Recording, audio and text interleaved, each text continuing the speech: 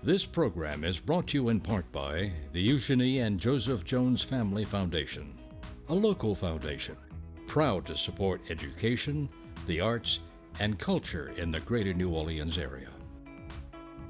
Informed Sources is made possible in part by Susie and Pierre G. Villery. Quiet on the set. Soon we will all be more informed. We appreciate learning more of our region's news and public affairs. Cameras rolling.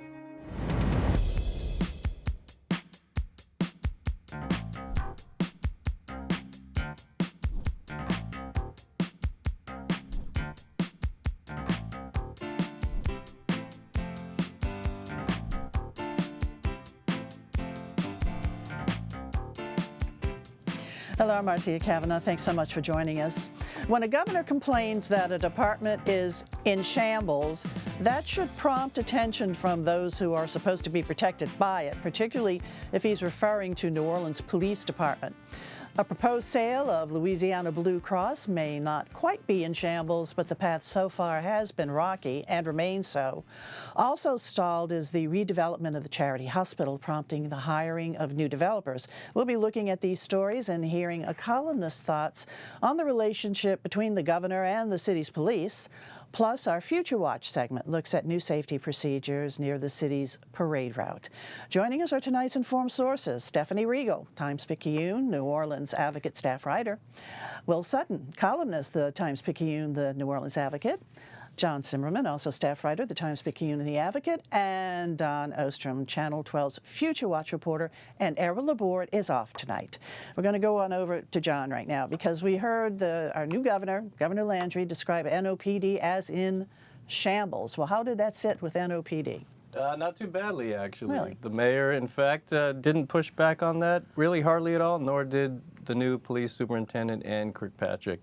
They have a common villain in the police consent decree. The 12-year-old federal judge oversees reforms for the last 12 years. Both of them are opposed to it continuing. But the context of the governor's comments were in saying a few words about a new Louisiana State Police troop that is bound for New Orleans. There's preparations for a troop called Troop NOLA that will be about 40 troopers, I'm told, that will police around the city differently than they did Not the last just in the time quarter? that there was a permanent troop here, which was Troop N, that ended in 2020, and that was mainly around the French Quarter because that's how it was funded. Local businesses and residents funded that. This is a different thing. The governor says he's going to the legislature to get funding for it at the special session that's coming up on February 19th. He said, yes, we're coming. We're doing this. The next, and in that context, he said the NOPD is in shambles, repeating what he said on the campaign trail about the consent decree being the problem, the cause of this, and the judge, Susie Morgan, federal judge, being the cause of this. He said, we're going to try to wrest that away from them, but even if we did that today and the judge gave it to us today, which is control over the department, I guess, it will take 10 years to fix it, is how he sort of sees it. Why do they say the consent decree is the problem? What has the consent decree done to the New Orleans Police Department? I think the frustration is in how long it's gone on. This is one of the most expansive consent decrees, if not the most expansive policing consent decree in the country. And these things have a way of going on. Now, 2 years ago, Judge Morgan said, it looks like we're getting close to being in compliance. We're going to head into a sustainment period for 2 years with step-down auditing and enforcement to slide out of that in a few years, but given the manpower problems at the NOPD, she found some backsliding in certain areas, so that set the department back. That's when the mayor said, I'm going to file a motion in court to terminate, and that's when things got really combative for a while. But that's calmed down quite a bit. My understanding is that Ann Kirkpatrick, the new chief, is working closely with the judge, with Judge Morgan, who yesterday, Thursday, set 4 new hearings. These are the first public hearings in many, many months on the consent decree. And it looks like things are, the ice is broken a little bit and things are moving forward actually in reaching substantial compliance. And if the state police come in presumably, since they're not under the NOPD, they won't be subject to the same rules that govern or And the that's some of the consent decree? criticism, right, that some civil rights folks have with this. They're coming in under different rules, different training. They're not trained under the consent decree rules that have been established. The judge really has no oversight over them. And the state police is not saying, oh, we're going to comply with consent decree rules. They're saying we're not. Well, you all did a series of exit interviews with the folks who were leaving the department. Was the consent decree like the primary focus of their departure? No, it was not. And it was not highly ranked up there. A lot of it had to do with leadership and competence in the department and some of the disciplinary actions and cliquism and favoritism in the department that he cited in their exit interviews. You know, you could say some of that disciplinary issue has to do with federal oversight and you know, trying to get things right and be, you know, crossing every T and dotting every I to the point of penalizing people who shouldn't be penalized. That's one of the arguments, but that was not one of the main. You look at it in terms of the crime. You know, crime has gone down in 2019. Murder was at its lowest level in 47 years in New Orleans. So this consent decree has ridden through waves of crime. So, you know, what you pin on the consent decree is, you know, in the eyes of the beholder somewhat. Well, the governor and the mayor both said, we got to get from under this consent decree. We want it to go away. Just because they want it to go away, it doesn't go away that easily, does it? This is in Judge Morgan's hands. It remains in Judge Morgan's hands. The city has sort of challenged her authority in certain respects, but as it stands now, the Department of Justice does not think the city, you know, should be able to terminate the consent decree. So yeah, it's her decision, and this is not really a political decision that they can make. And one of the issues also has been the cost of it, because it has cost the city a bit more, right? Yeah, it was supposed to at least initially run 5 years, and it was supposed to cost $55 million, and that includes a whole host of things. Now in the consent decree are body cams, so you can include a whole host of costs. We have a monitor that costs a certain amount of money. That has added up to several $1 million over the course of the consent decree, and a lot of the criticism is around, well, are they just trying to drag this out? The monitor is getting paid, and all of this. Right. But they have to knock off some benchmarks that are pretty specific in terms of getting through it, and it looks like they're getting there. Okie doke. So back to the troopers. When will we see these NOLA troopers, as they called? The governor didn't say exactly when. They're supposed to be here after Mardi Gras at some point. He's saying he wants to go to the legislature and make sure he aim first and shoot after, is how he puts it. He wants to make sure he has the funding lineup. But they're already hiring. They've already brought on leadership transferred from other troops. They've got at least a dozen or so people who are now in that troop that is in formation, and they will have a home in New Orleans. And NOPD and the city administration are saying, bring it on. We welcome? Okay. And Kirkpatrick said they're full partners. We want them here. Thank you for coming. Governor Landry, you're doing a great thing. But still, a lot needs to be worked out. And Will, that's, I know, a concern of yours. You had initially voiced some concern about that transition committee that the governor had put together to oversee New Orleans. You've more recently wrote, well, okay, I'm kind of pleased with what's going on, but a lot remains to be seen. Absolutely. And, to piggyback on what John said, there are a lot of people in on the police force who are saying we need this. But keep in mind that we've got a generation within that force. All they've known is the consent decree. That's all they've known. This is how they have been doing policing. Enter Ann Kirkpatrick, who has past experience with consent decrees in some very different, tough situations. So she's been in them, and she's worked to get out of them, and she's had to work with others and the troubling community concerns and people and all. So I think that she is pretty clear about the need to get done. I mean, when I talked to her about this some weeks ago, she said there's more than 100 items we have to resolve. That's a lot. But her approach is, well, I'm going to click down a list and say, this needs to be resolved. This actually is resolved. Is there a piece of paper that needs to be processed? And I think that that's a big thing for that part of the consent decree argument. But, you know, the committee came up with things that were beyond crime. And that's not what Jeff Landry pitched. He said crime, crime, crime. He said crime. It's on tape. It's in stories. It's, you know, but the committee members, and I talked to a few of them, got together and said, we do need to focus on crime. And so, say Sewage and Water Board in New Orleans. How many people are going to say, wonderful, perfect, don't need another? Not so. So to have them address that is important. And on the crime piece, a number of people were very concerned that it'll be like it was before. They're going to come in and go to the interstate maybe, but only at certain times, and go to the special neighborhood. Regarding the French troopers, Quarter. yeah. But they wrote in there, and other areas. It's like, well, at least that provides some flexibility. But keep in mind, it's a recommendation. And so the devil is in the details, and it will be interesting to see where that goes. And then here's another flip side, because I've been talking to people in state police. They're concerned how many of these 40 will come from somewhere else. Not from this Not region? a new hire. Right. Not replacement dollars. This troop's going to have to lose 3. This troop's going to have to lose 5. I think that's the plan for now. I mean, the state police has their own hiring manpower issues, and they're understaffed. So yeah, I think they were going to borrow from.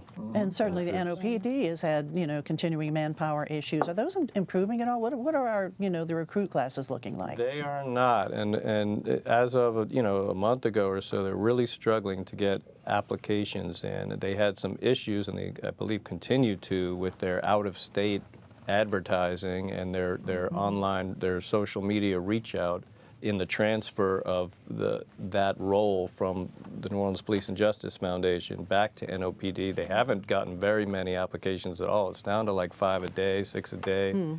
Yeah. You know, it takes 50 to get a police officer. And so the hope is to get the force ultimately up to what number? The Good NOPD? question. What number? You know, I think they try not to state a number too much. I know Ann Kirkpatrick has talked about adding 200 officers over her.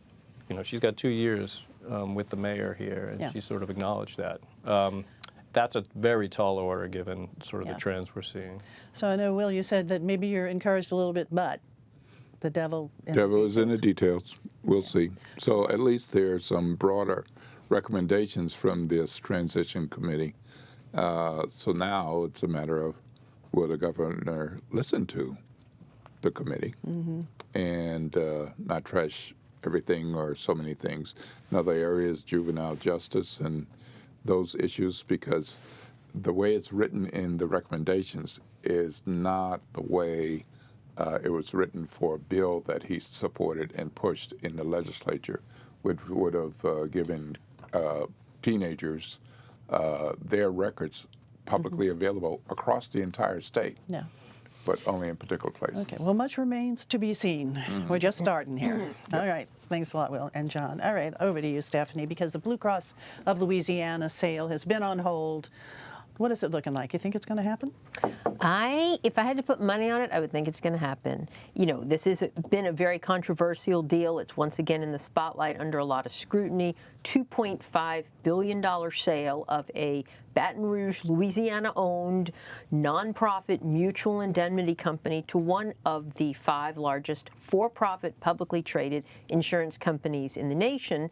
And the concern that a lot of the critics have is that this is inevitably going to lead to higher rates, higher premiums, which are already going up so much, and denial to care, access to providers and to much-needed medical care.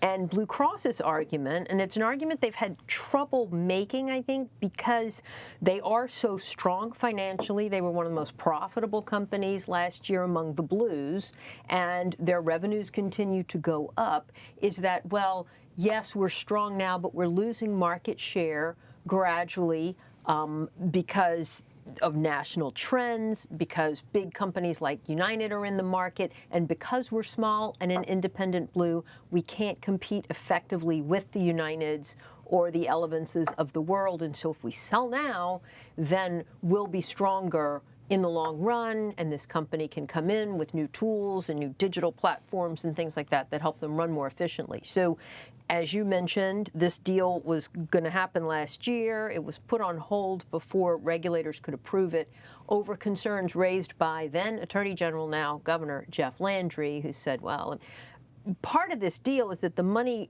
most of the money raised from it goes to a nonprofit foundation, a social welfare foundation. And there was some questions about what this foundation was going to do and who was going to be able to control that money. And in the revised plan, Blue Cross has given the governor appointment power over one of the now 6 board seats. One of the other ones goes to the insurance commissioner, and then the other 4 are Blue Cross former board members. So there's been a lot of questions about, well, who are these 4 people that are going to be controlling this $3 billion pot of money? But as the regulatory hearings gear up to happen again later this month, legislators are starting to speak out. They've called their own hearings, even though they're going to be pretty much just for show and for informational purposes. They'll be meeting next week to talk about this. You got people on both sides taking out ads, Blue Cross taking out full-page ads in our newspaper, the opponents taking out digital ads. You've got lawsuits flying every which way over it, and allegations of conflicts of interest. Some opponents also sending direct mailing, right, to members? Yes, yes, they are. And Blue Cross sending very persuasive ballots to members, telling them that if they vote for it, they're going to get $3,000, which critics, by the way, say they better pocket that $3,000 and save it, because their insurance premiums are going to go up, and they're going to need that money. The but largest let me ask you this: the members are how important in this deal? The members are very important in this deal, and what further confuses it is sort of the way that Blue Cross determined who was a voting member and who is not. And not everybody with Blue Cross insurance, of which there are 1.9 million of us in this state, have the ability to vote on it. Only certain types of members who are policyholders with certain types of plans get to vote on it. But 2/3 of those 92,000 policyholders will vote to approve the deal. So earlier this week, the State Medical Society, the largest group of physicians, came out against it. We're still waiting to see whether the Hospital Association is going to weigh in. Last time around, they came out against it, and that was a huge blow, because providers are concerned about the reimbursements and what they're going to get out, from this big insurance company, which likes to squeeze the providers to keep costs down, because that's how they make money. But earlier this week, Jeff Landry spoke to the Hospital Association. It was a really interesting speech. I'm going to have a story on that tomorrow. So, okay, we'll be looking for that. But has he come out in support? He says he's not taking a position, and he really can't, and he has no regulatory authority over it. But of course, in Louisiana, we all know the governor is very powerful. And in this speech, he laid out very many reasons why he thinks it is a good deal. All right, well, we'll see where this all goes, because the regulatory agencies could approve it, but then the members not. What happens then? But it's probably almost more likely to be the other way, because the way that they have structured the deal, most of the voting members, it will probably be enticed by the thought of a $3,000 payment. That you should pocket. Right. Yeah. Okay. Okay, Steph, thanks a lot. Don, over to you. It's here. Mardi Gras is now upon us. So there are some safety measures for both parishes, both Orleans and Jefferson Parish are put in place. Both for people on the route and for the route itself in place. For instance, in New Orleans, the Department of Public Works is installing gutter buddies along all the gutters to make sure that the beads and throws and all those things don't end up in our drainage system, and we see more street flooding than we normally see. They're also urging parade goers, both in Jefferson and Orleans and anywhere, to help do your part on the parade route and clean up after yourself and move beads along and out of the way. So simple safety for our streets and that area. But a big one is safety for the people along the route. And I'm going to focus strictly on New Orleans here, just because we have too little time and too many details to get out. There are first aid stations along the route all over. You know, if you get hurt, they're encouraging you not to clog the ER system if you don't have to. If you get hit with a bag of beads and you need some ice or you have a cut or something simple, there are first aid stations along the route. They also can help you with something a little more major, getting you to where you need to go. Those locations along the Uptown Parade route are St. Charles Avenue and Louisiana. We have it on our screen. St. Charles and St. Andrew, St. Charles and Howard Avenue, St. Charles and Canal Street, and then on February 10th only for Endymion, North Hennessy and Orleans, and North Broad and Canal.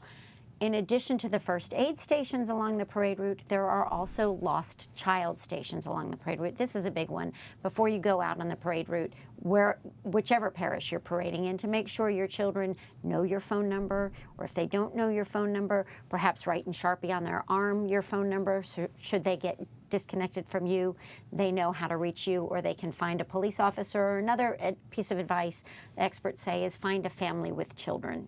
Tell your child, find someone else who's a mom or dad who has children and ask them to call. But there are places that the NOPD will distribute free reusable ID bracelets as well. And these lost child stations are at St. Charles and Napoleon, St. Charles and Jackson, and Canal and Barone Street. When we talk about all the revelry, there are people who enjoy the parades but are trying to recover from addictions of alcohol and drugs, and have a hard time going out to the parade route, not being among like-minded people. So there are for the third year now, the Recovery House is setting up a sober area to watch the parade. So you're with like-minded people on the parade route. That one in the Orleans Parish parade route is going to be at Napoleon and St. Charles. There's a white tent you can gather under. And in the Metairie parade route, it's right across from the vitamin shop at Veterans and Richland Avenue. It's the third year doing it. People in sobriety go, because they say, you know, we don't want to stop having fun just because we stopped using substances. Right. But it's apparently, if you are in recovery, it's a very difficult way to be out in the streets. So look for the white tents both at Veterans and Richland and at Napoleon and St. Charles. And finally, Our Lady of, Odyssey House, Louisiana, has a sobering center should you not be in recovery and get so drunk or out of your mind to the point that you actually need help in a facility. Which, of course, never happens. Never happens during Mardi Gras. 732 North Claiborne is a 24-hour-a-day, year-round sobering center where you can go get some help. And then in Metairie, too, are there going to be first aid stations along that route? Yes, there are. I don't have the specific locations for them, but there are first aid stations. And same advice goes for lost kids. Yeah. Find a police officer or someone who looks like a parent. All right, Don, thanks a lot. All right, Steph, back on over to you, because we see Charity Hospital up there still not touched. Still not What's touched. going on with it? Well, some good news. Finally, the development team that was unable to really make things happen there has brought in a new team of developers at the urging of the landlord, which is LSU, and they've struck a deal. And so this new group, the Domain Companies, which is based in New York, but the developers live here and in New York and go back and forth, Tulane grads with a really impressive track record. They did the South Market District by the Superdome, and they've done some really cool projects all over the New York City area. They have come in and they are putting together a sort of revised plan to begin renovating the building, hopefully by the end of this year, with a targeted completion date now of somewhere around 2027. Tulane will still be the anchor tenant under the terms of this deal. It has agreed to take more space in the building than originally planned, mostly for lab space and offices. And they're also going to build out some apartments, some retail, and hopefully attract some biomed researchers. It's going to be sort of like the crown jewel of this biomedical district, but it's a really difficult project. It's a nearly 1 million square foot building. It's 80-something years old. The cost has ballooned since originally planned. It's now somewhere maybe in the $500 million range. And putting together the financing for this is really the challenge. So What we don't know yet, we do know the domain companies is coming in and they're working on the plan and they're very excited about it. We don't know how they're going to pay for it, and they apparently haven't finalized those plans either. So that's the devil in the details that hung this thing up last time, is that they ultimately were not able to put the financing packages together. And it's part public, part private. It's going to involve tax credits, different types of tax credits. And So this is still an LSU building? this is still an LSU building, yes. And that goes back to the Jindal years. And LSU, the real estate foundation, the LSU Foundation, and then a sub-foundation of the LSU Foundation is the technical owner. And they were the ones that selected the original group of developers to do the project back in 2017 or 2018 over Press-Kabakov's company, HRI, which had such an impressive track record. And, you know, it's sort of a head scratcher. I wish I had been covering it back then, how that came to be. The explanation was that the plan that was put forth by the development group, I think 1532 Tulane Partners, whatever their name was, Joseph Stebbins, and some financiers with ties to Israel, their plan involved Tulane, and that's what LSU loved so much, was that it was a mixed-use project, a vision that involved Tulane and also retail and office and a bunch of stuff, whereas the HRI plan was going to be mostly apartments. And they said that they thought the whole medical component really fit with the vision for the area. But all these years later, we've got nothing to show for it. And still maybe nothing to show for it. A really promising team working on it, but no guarantees yet. And no final plans, no final details that anybody is willing to share at all. So until we see a little more, I wouldn't bet the farm So we on really it. don't know, whenever it is developed at this point, what it will be, what it will look like. It will, I mean, the plan as explained to me is that it will still be a mixed-use building with medical, office, you know, research space, Some labs. apartments in there still? And apartments, Okay. yes. All right. But not a Sonder hotel with short-term rentals, which was part of the earlier vision. Okay, we shall see where it goes. Staff, we're going to stick with you really quickly for other stories. Well, speaking of apartments, the Tivoli place down on 1040 St. Charles Avenue changed hands just last week, and the new owners are investing $35 million to upgrade that. The nice thing about that project is it is affordable elderly apartments. It is going to stay affordable elderly apartments, but they're just going to be nicer. It's going to enable the building to operate more efficiently. Very good. All right, Will, over to you. Okay, so if you've been in New Orleans sometime, you have a sense of Carnival and Mardi Gras. But if you haven't and you're wondering what all this is, I wrote about it for the National Geographic and included one of our very own, Errol Laporte. So that We shall definitely have to look at that.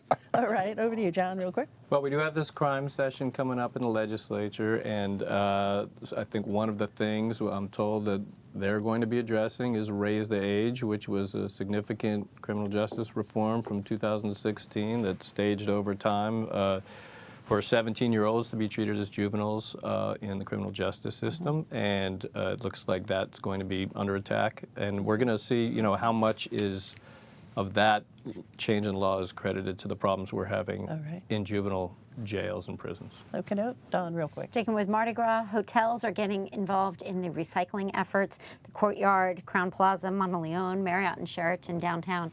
Dump your beads there. They'll recycle them instead of dumping them in the trash. All right, guys, thanks so much for being here. Thank you for joining us. See you again next week for Informed Sources. Have a good evening.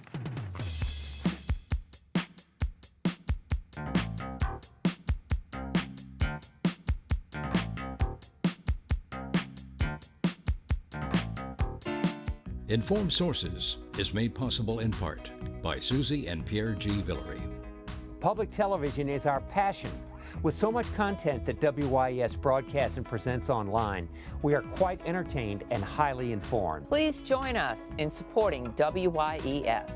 This program is brought to you in part by the Eugenie and Joseph Jones Family Foundation, a local foundation proud to support education, the arts, and culture in the greater New Orleans area.